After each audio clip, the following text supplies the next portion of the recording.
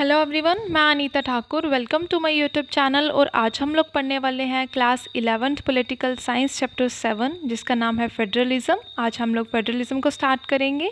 सबसे पहला question arise होता है यहाँ पे, व्हाट इज़ फेडरलिज्म।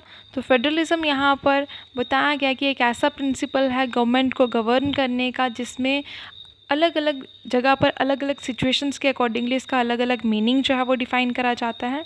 तो सबसे इम्पॉर्टेंटली अगर हम लोग बात करें, फेडरलिज्म एक ऐसा इंस्टीट्यूशनल मैकेनिज़्म है जिसके अकॉर्डिंगली हम लोग ये बता सकते हैं कि दो तरह की पॉलिटिक्स जो है वो मतलब अलग अलग लेवल्स पे देखी जा सकती है। एक होती है रीजनल लेवल पे जिसको हम लोग स्टेट लेवल या टेरिटोरियल यूनिट लेवल भी कह सकते हैं, और दूसरी होती है नेशनल लेवल जिसको हम लोग यूनियन गवर्नमेंट या फिर सेंट्रल गवर्नमेंट भी कह सकते हैं।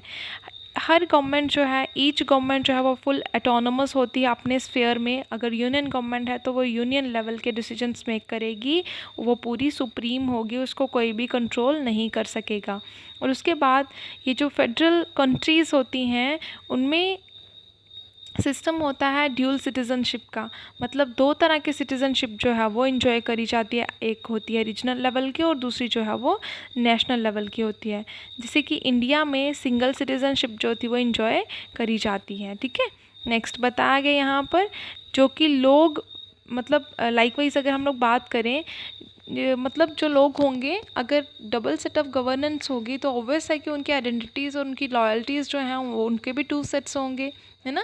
एक आ जाएगा रीजनल लेवल का और दूसरा आ जाएगा नेशनल लेवल का। अगर हम लोग बात करें गुजरात की या झारखंड की तो वो अपनी एक आइडेंटिटी बताएंगे एज आ मतलब रीजनल आइडेंटिटी गुजराती, है ना, हम लोग गुजरात से बिलोंग करते हैं, झारखंड से बिलोंग करते हैं। दूसरे बताएंगे वी आर इंडियंस, है ना, कि हम लोग कौन है, भारतीय हैं।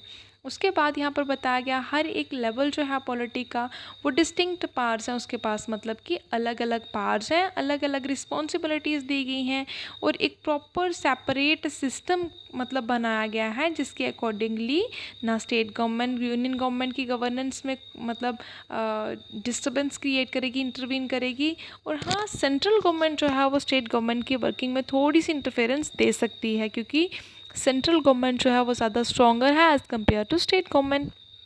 नेक्स्ट पॉइंट में बताया गया है, कुछ हमें और डिटेल्स मिलती हैं जिनसे हमें ये पता चलता है कि ये जो ड्यूल सिस्टम ऑफ गवर्नमेंट है ये कभी कभी स्प्लिट हो जाता है। क्यों स्प्लिट होता है? जस्ट बिकॉज ऑफ क्योंकि इंडिया में रिटन कॉन्स्टिट्यूशन है और रिटन कॉन्स्टिट्यूशन में फेडरलिज्म के मतलब प्रिंसिपल्स जो है वो रिटर्न में दिए गए हैं कि किस तरह की गवर्नेंस जो है वो होनी चाहिए। और बताया गया है कि सुप्रीम कोर्ट जो है उसके पास सोर्सेज ऑफ पावर हैं, मतलब उसके पास ये पूरी शक्ति है, पार है कि वो दोनों सेट्स को क्या कर सकती है, कंट्रोल कर सकती है। दैट मीन्स कि judiciary can control both levels of the governance, मतलब स्टेट लेवल भी और यूनियन लेवल भी। और उसके बाद कुछ अलग अलग सब्जेक्ट्स जो है वो मेंशन करे गए हैं। जैसे आप लोगों को पता होगा, आपने 3 लिस्ट्स के बारे में सुना होगा, union list, state list and concurrent list. तो ये कंकरेंट लिस्ट मतलब ये जो लिस्ट्स हैं उनमें कुछ सब्जेक्ट्स मेंशन करे गए हैं, जैसे स्टेट लिस्ट हो गई, कंकरेंट लिस्ट हो गई और यूनियन लिस्ट हो गई। तो यूनियन लिस्ट जैसे यहाँ पर बताया गया है, यूनियन लिस्ट में कौन कौन से हैं, डिफेंस है, करेंसी है। तो डिफेंस से रिलेटेड या करेंसी से रिलेटेड जो भी डिसीजन लेना होगा वो ओनली यूनियन गवर्नमेंट ही ले सकती है, उसमें स्टेट गवर्नमेंट जो है वो किसी भी तरह की इंटरफेरेंस नहीं दे सकती है। और उसके बाद ये यूनियन गवर्नमेंट की रिस्पॉन्सिबिलिटी है, स्टेट गवर्नमेंट की ही रिस्पॉन्सिबिलिटी है कि वो डिफेंस रिलेटेड, एग्रीकल्चर रिलेटेड या करेंसी रिलेटेड कोई भी डिसीजन मेक कर सकती हैं। रीजनल और लोकल गवर्नमेंट जो है उनकी भी कुछ रिस्पॉन्सिबिलिटीज़ हैं कि वो रीजनल लेवल के या स्टेट लेवल के जितने भी डिसीजंस हैं वो सुप्रीम जो लेवल है कि जिसको यूनियन लेवल बोला जाता है उसके सुपरविज़न के बिना भी ले सकती हैं, बट हाँ कि वो बेटरमेंट ऑफ द पॉपुलेशन होना चाहिए। लास्ट पॉइंट में बताया गया है कि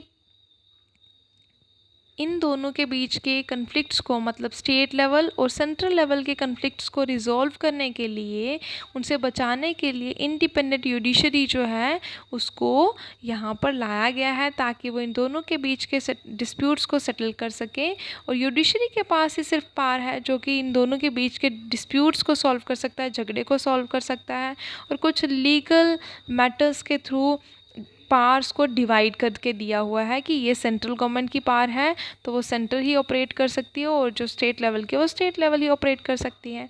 अब यहाँ पर बताया गया federalism in the Indian constitution, कि फेडरलिज्म को इंडियन कॉन्स्टिट्यूशन में किस तरह से इंसर्ट किया गया है। तो यहाँ पर बताया गया है आर्टिकल 1 जिसमें लिखा गया है India that is Bharat shall be the union of states, मतलब कि इंडिया में बहुत सारी स्टेट्स हैं। यूनियन ऑफ स्टेट्स मतलब क्या हो गया, ग्रुप ऑफ स्टेट्स हैं यहाँ पर, ठीक है।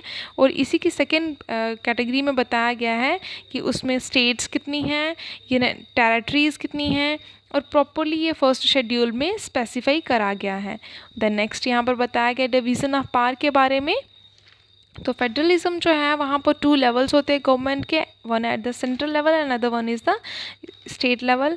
तो एक जो है वो इंटायर नेशन के लिए होता है, मतलब जिसको यूनियन गवर्नमेंट या सेंट्रल गवर्नमेंट कहा जाता है, और दूसरी जो है उसको क्या कहा जाता है, हर एक यूनिट के लिए होती है जिसको स्टेट गवर्नमेंट या फिर मतलब रीजनल गवर्नेंस के नाम से जाना जाता है, ठीक है। द नेक्स्ट यहाँ पर बताया गया जो दोनों लेवल होते हैं वो प्रॉपर एक कॉन्स्टिट्यूशनल स्टेटस उनको प्रोवाइड होता है।